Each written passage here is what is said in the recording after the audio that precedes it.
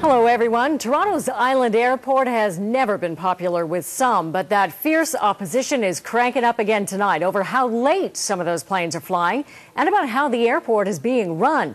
And you might be surprised at where the criticism's coming from. Michelle Chung is standing by live with this story.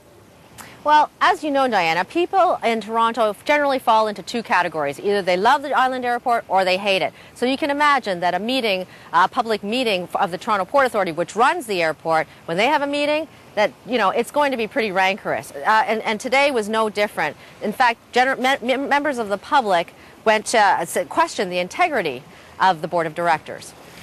The violations of the curfew continue.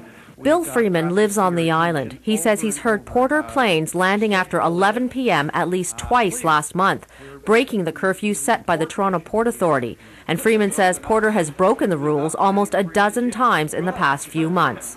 So they're coming in 11:20, 11:30, and so that first of all there's the noise, and that's bothering the residents.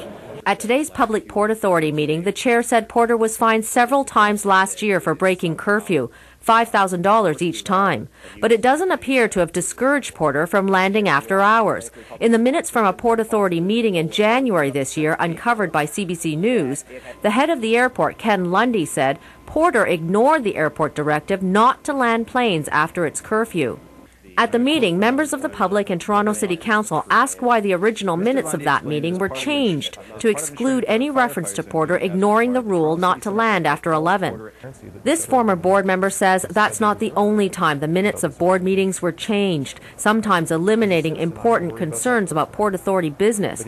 Doug Reid has sat on other boards. He says he's never seen this kind of editing. But wholesale revisions to what happened and wholesale excisions of fact, that's not done in corporate Canada.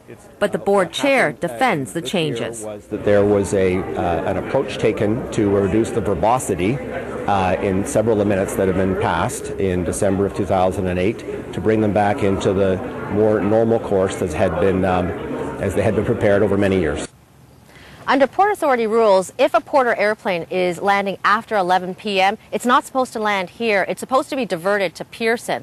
But with from board minutes that the CBC News has obtained, the head of the Island Airport says Porter considers a diversion a significant business problem. Reporting live from the waterfront, I'm Michelle Chung.